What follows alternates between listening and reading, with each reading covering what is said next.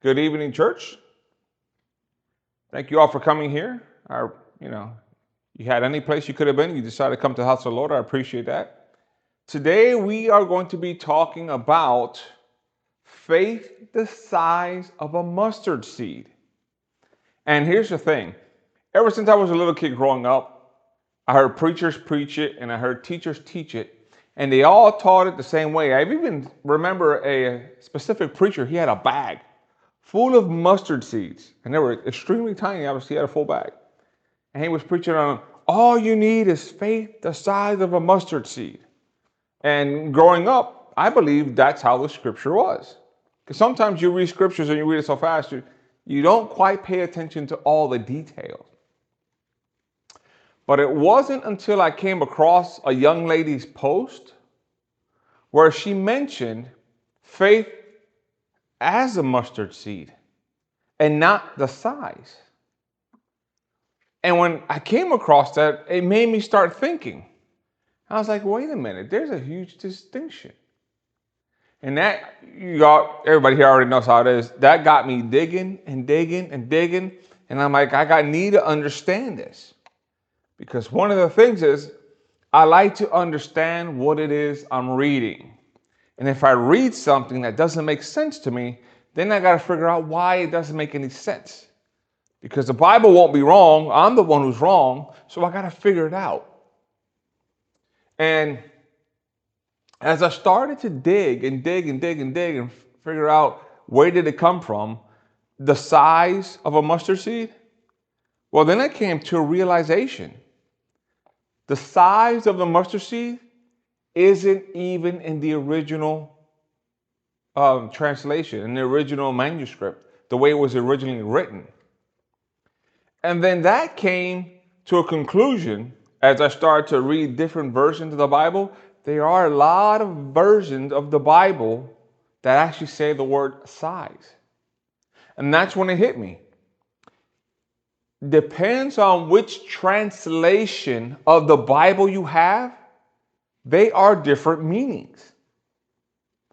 An example, if you read the Amplified Bible, the AMP, it says the size of a mustard seed, as well as the CSB, the CSBA, the CEB, and there's a bunch of others that also say size. Now, if you're reading from the NCB version, it says tiny as a mustard seed. And the NCV version says as big as a mustard seed. And the King James version, as well as the NLV, they both say faith as a mustard seed. So here we can see, depending which version of the Bible you have, it is translated different ways. I just gave you 4 different ways that it's translated. And some people be like, well, that's not a big deal. It's faith to the size of the mustard seed. It is a huge deal because it completely transforms the way you read this passage of scripture. And it's in the little details where we find out, wow, this is what Jesus was talking about. So the question is the size of a mustard seed or faith as a mustard seed? Which one is correct? And the reason I say that there's a huge difference between size and as is when people preach that all you need is the faith, the size of a mustard seed, then you could move mountains, because that's what Jesus says. It's giving you the impression that you just need a hair, very minimal, the very basic of faith to do these miraculous things. And when you start to think about it, can you really, I've seen people all the time. Matter of fact, when I was younger, I had little faith, still was the size of a mustard seed, maybe size of 4 mustard seeds. My mountain never moved. And I always heard, have faith the size of a mountain seed, of a mustard seed. And I remember growing up when I went to church that they had these people all had faith, a lot more than a mustard seed, but their mountains never moved. And it was always something I said, and I don't know if it was repetition because how I grew up, and I heard the pastor say it or heard the teacher say it. You pick up those habits of talking like the people you grew up listening to. And I used to say the same thing. God, just have faith the size of a mustard seed. And I know these people had faith. Their mountains weren't moving. Their miracles weren't being performed. And I would say it, but in the back of my mind, I'm like, why isn't it happening? The difference is size of a mustard seed as a mustard seed.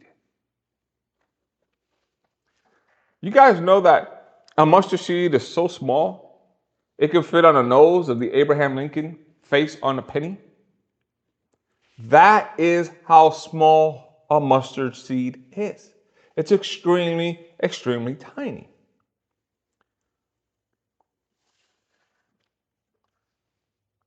When I ended up going to the original verse, I went back to the original Greek on how it was written.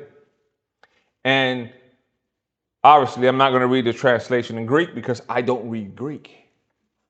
But I did get it translated word for word. And this is what it says. It says the same thing that it says in Matthew 17:20 of like the King James Version, the New King James Version. But I want to read it to you how it is translated. He said to them, because of your unbelief, for most certainly I tell you, if you have faith as a grain of a mustard seed, you will tell this mountain, move from here to there, and it will move. Nothing will be impossible for you. So when you read the original version, how it was written in Greek, it was written faith as a grain of mustard, the seed. And the reason I'm saying this is so important, because we don't want to see the size of a mustard seed, that's not the faith you should have, is because let's break down what Jesus was trying to say here. If anybody knows anything about a mustard seed, despite the fact that it's very, very small, when it decides to grow into a bush, those roots from that tiny of a seed grows 2 to 3 feet deep. You follow me? Starts off small. When it starts to grow 3 feet, and sometimes even when it's looking for water, those roots can grow as deep as 5 feet. From something as small as a mustard seed. That is insanely small. So when you read what Jesus is trying to say, Jesus is trying to say, don't have much size of a mustard seed faith. Have as a mustard seed. Basically, as the seed starts to grow and the roots start to get deep, so should your faith. He didn't want you to stay as a seed. A seed will only stay a seed once it's planted and it starts to grow. It's incredible. And that's actually what Jesus is trying to say. Your faith, when you first come to Christ, it's like this. It's small. You don't know very much. But as you learn and as you grow in Christ, just as a root start to grow, your faith should go from here to here to here to here to here. Now, let me ask you a question. Can faith like this move a mountain? Or can faith like this move a mountain? Which one do you think Jesus was talking about? I'm going to tell you right now, he was talking about this faith. You got to trust God with everything you have. That kind of faith is what Jesus was looking for. And I got a couple of examples that I'm going to read. I actually got 4 examples in the Bible that we're going to go over. And you're going to see how faith as a mustard seed can move mountains. And then you're going to see how faith as a mustard seed does not.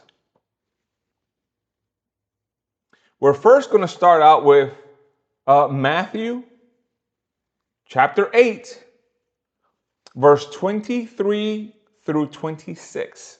That's where we're going to start off as. And once again, remember, I am reading out of the New King James Version in case your Bible has is worded differently. This is a version that I'm reading from. And it reads like this. Now when he got into a boat, his disciples followed him. And suddenly a great tempest arose on the sea, so that the boat was covered with waves. But he was asleep. And his disciples came to him and awoke him, saying, Lord, save us, we are perishing. But he said to him, why are you fearful, O you of little faith? Then he arose and rebuked the wind and the sea, and there was a great calm. These were the disciples that Jesus was talking about. When it says they woke, he is Christ. There is a great storm. The waves are actually coming into the boat. They're in a panic. What is Jesus doing? He's fast asleep. We have everything is under control. But the disciples woke him up and saying, Jesus, we're about to perish. And how does Jesus answer them? Why are you fearful, ye of little faith? But here's the question.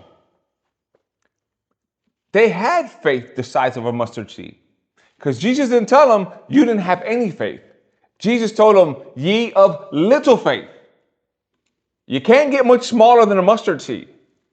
So the disciples had the faith of the size of a mustard seed, yet they could not calm the storm. Instead, Jesus had to rebuke them and says, why are you fearful, O you of little faith?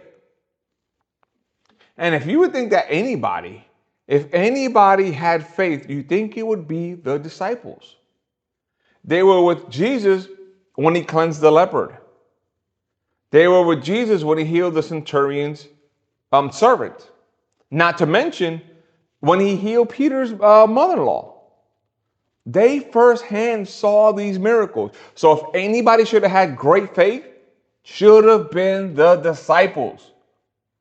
But truth be told, they did not. And Jesus pointed it out. Oh, you of little faith. That was faith the size of a mustard seed. And guess what? It didn't work. It didn't work, and they got called out on it. But we have another story on how faith as a mustard seed can move mountains. And for that, we're going to stay in Matthew, but we're going to turn to chapter 15, verse 21 through 28. That's where we're going to be reading from. And it reads like this.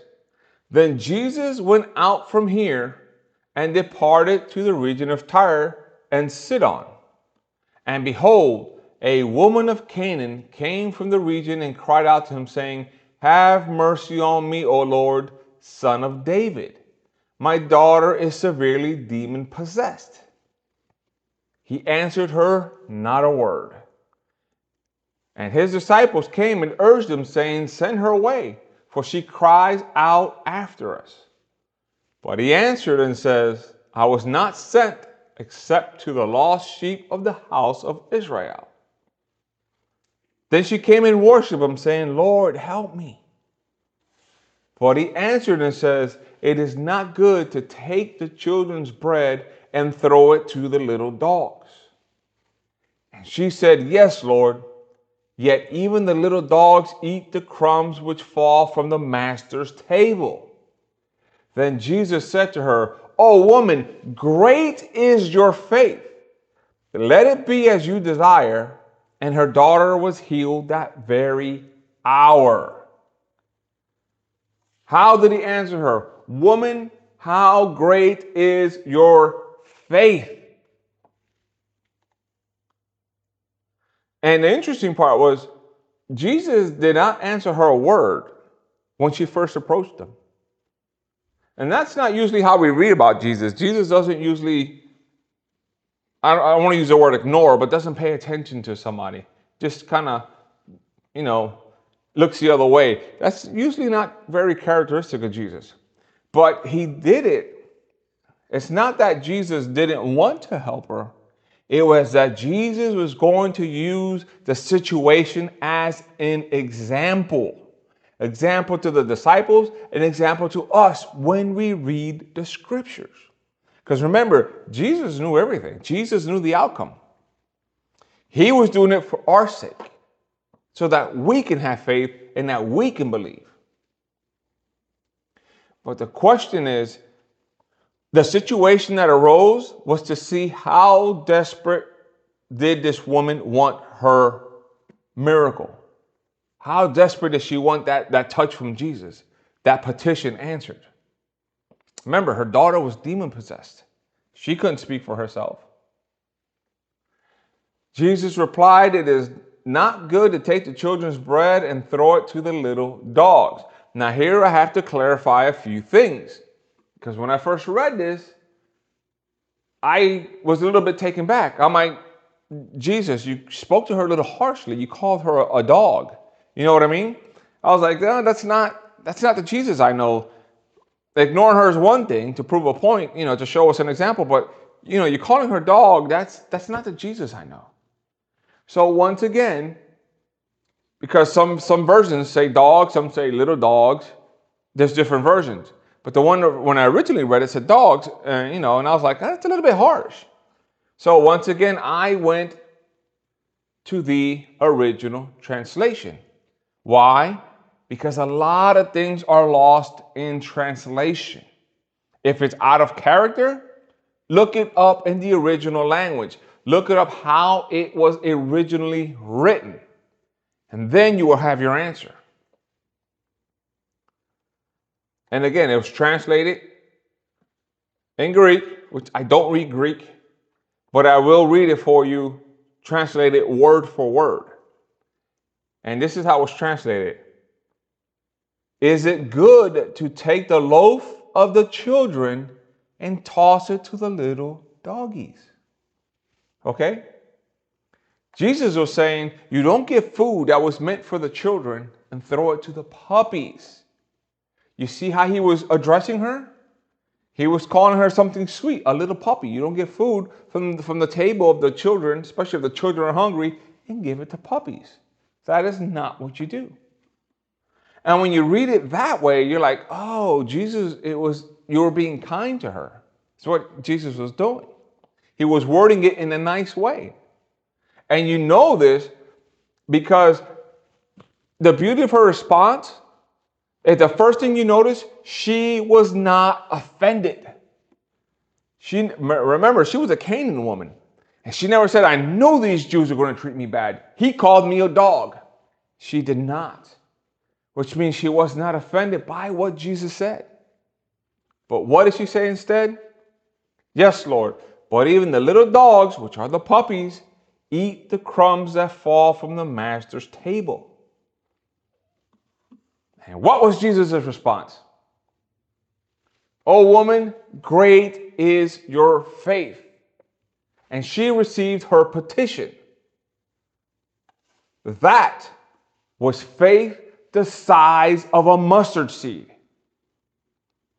She went boldly. She was like, no, I know. He can do it.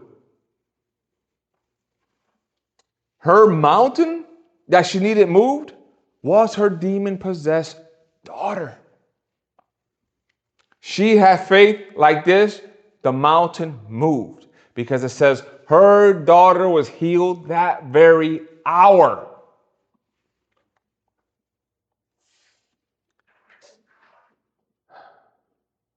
You gotta remember, when Jesus didn't answer her the first way, the first time, it was all leading to this.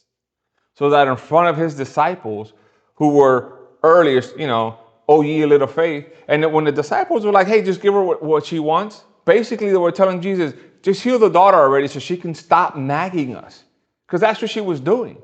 He said, just send her away. To send her away means just give her what she wants. Heal the daughter and we can be done with it. But that lady was persistent. Because her faith, I know you can. It just kept growing. That was faith as a mustard seed.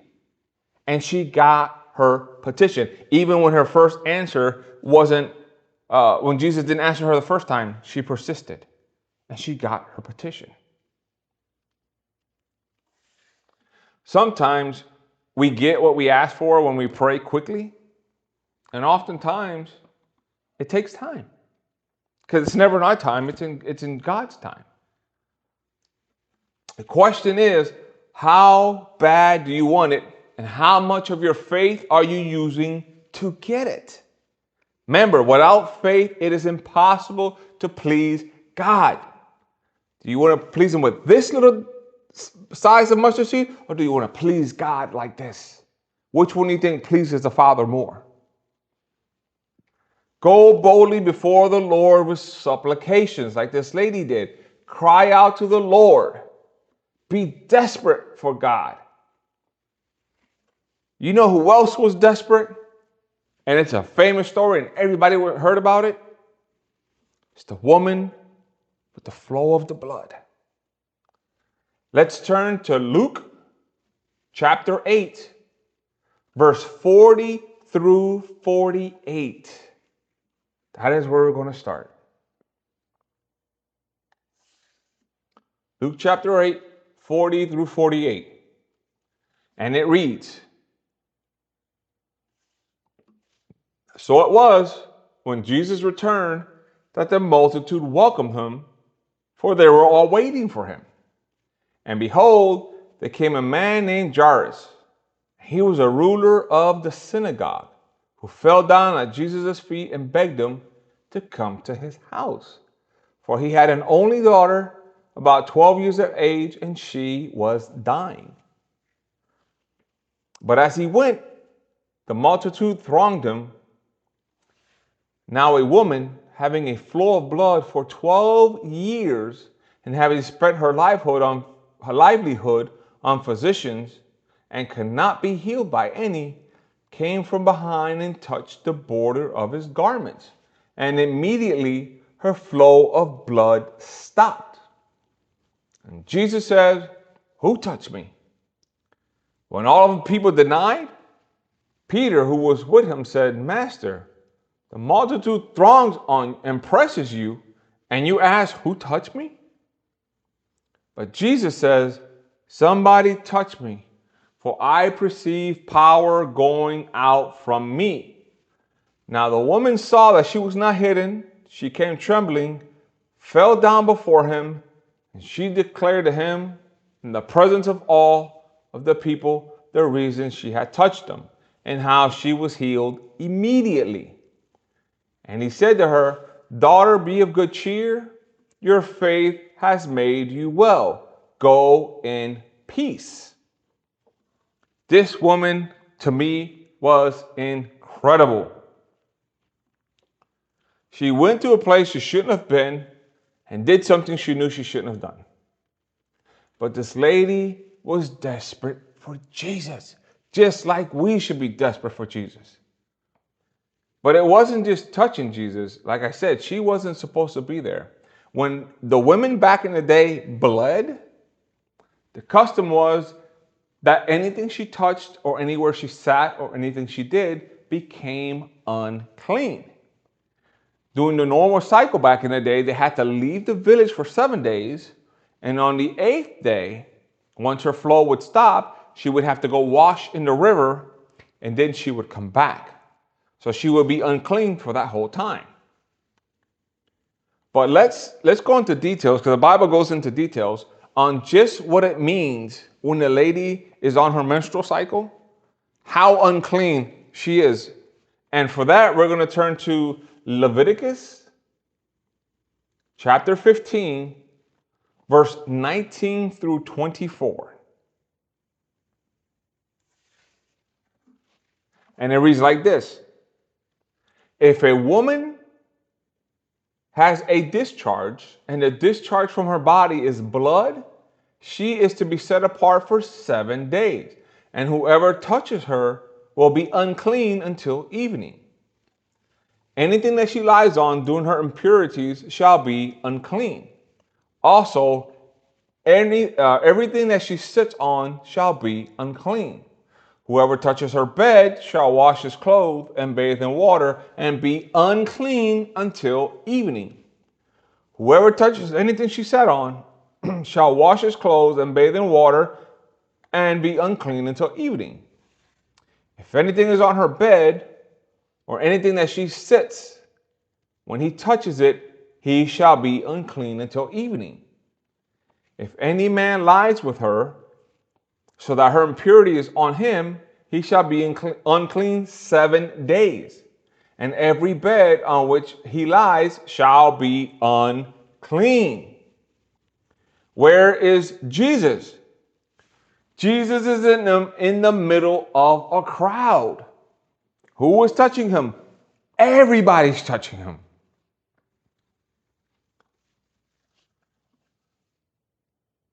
That should have been the last place this woman should have went, by the way.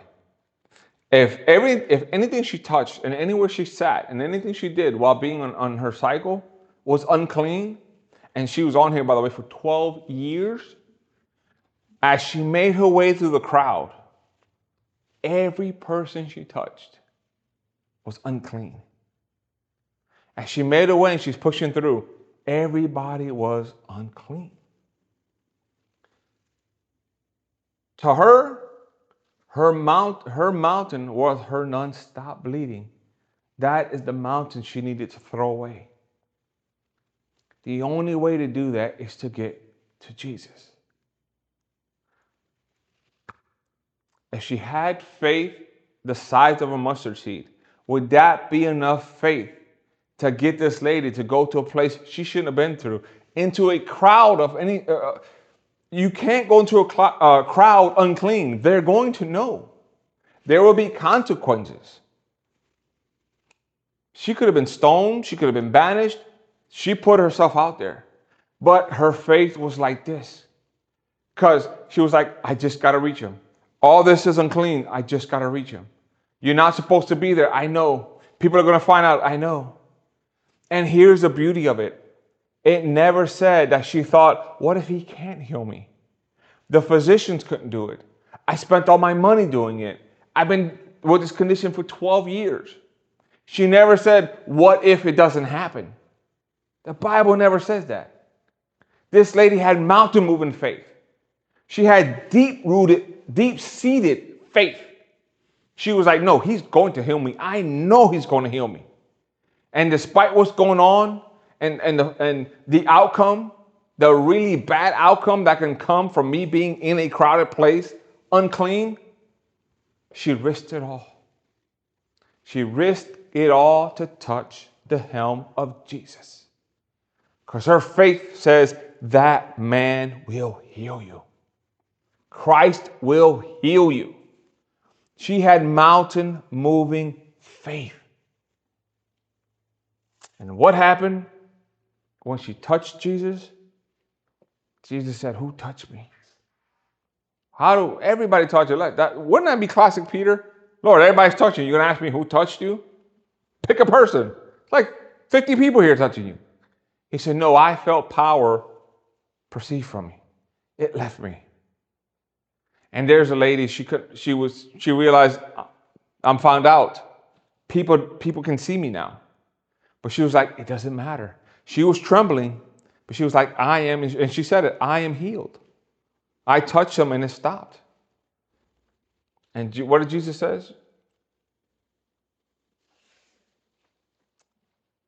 Let's see if I can find it real quick. He declared in the presence of people, daughter, be of good cheer. Your faith has made you well. Go in peace. Don't let the people bother you anymore. Go wash like you know what you're supposed to do, and you're healed. You are well. Your mountain was thrown into the sea. And here's the thing. Everything the woman touched was unclean, anywhere she sat. But when she touched Jesus, she never thought one time, I'm going to make the Messiah unclean. That never ran through her mind. You know why? Because you can't make something uncorruptible corruptible. Her uncleanliness was not going to go on Jesus, just the opposite. His uncorruption was going to go on her, and she was going to be healed. And that is exactly what happened. She wasn't making Jesus unclean. She was making herself clean, and she knew it. Faith the size of a mustard seed would not push this woman to do what she did. But faith as a mustard seed, which starts to grow deep, would. And it did. And she was desperate for Jesus. She was desperate for her situation, just like we should be this day and age. Sad truth is, there's a lot of us who are not. Be desperate for Jesus. Just as these ladies were. This one and the lady before that with the demon-possessed daughter.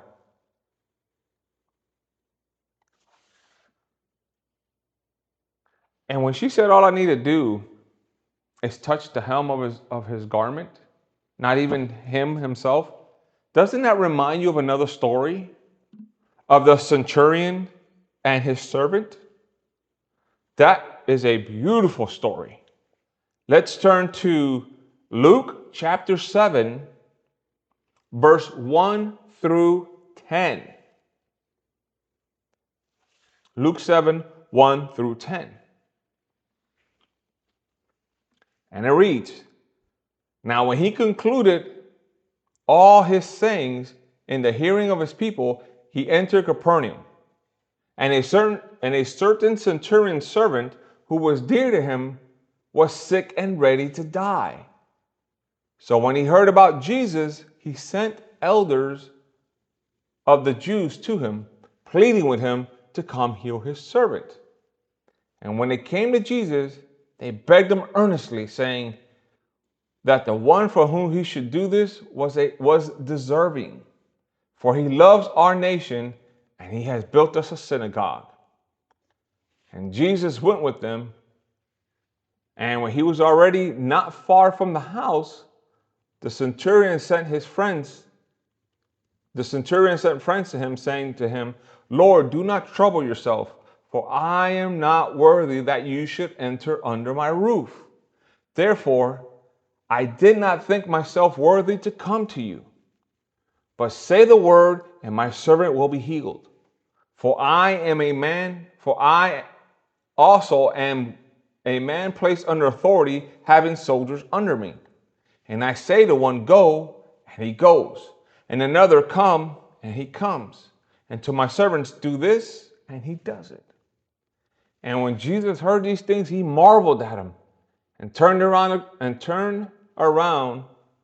and said to the crowd that followed them, I say to you, I have not found such great faith, not even in Israel. And those who were sent returned to the house, found the servant well, who had been sick. This centurion, which was a Roman, being a Gentile, sent his friends to go talk to Jesus. But not because he was too proud or because he looked down on the Jews, because there was a lot of Romans. Romans always looked down on Jews, almost on a daily basis. Not this one. This particular centurion says he was a good man. Says he liked the Jews, and he even built them a synagogue. But still, he wasn't looking down on Jesus. He felt he was unworthy to have Jesus under his roof. Imagine that. A Roman saying that to a Jew, I am unworthy for you to come to my house. Especially when they looked down on him. He recognized Jesus' authority and knew that Jesus can do anything. He just commanded it with his words. Just say it. And I know my servant will be healed.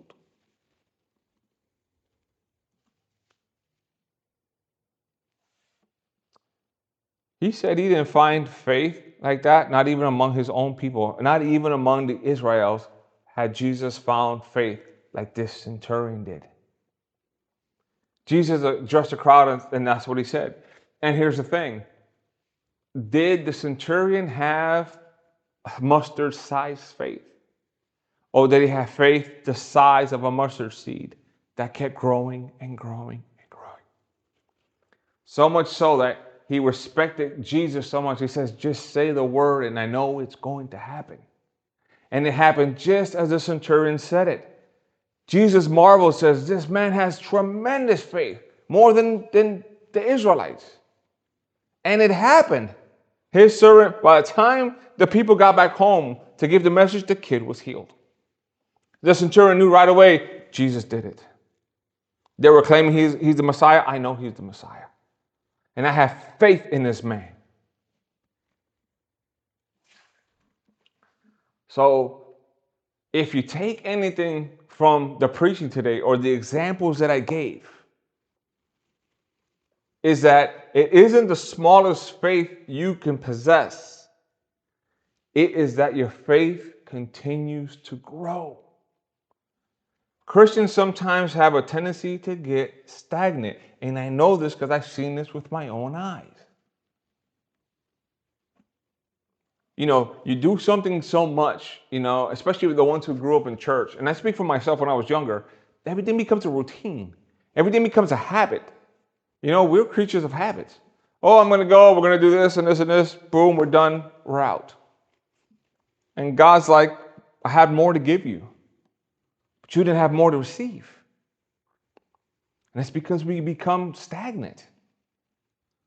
Yet, an unbeliever come, and this has happened in my personal life when I was younger, and they'll say something about Jesus, and they're more bolder than I am. And I'm like, oh my gosh.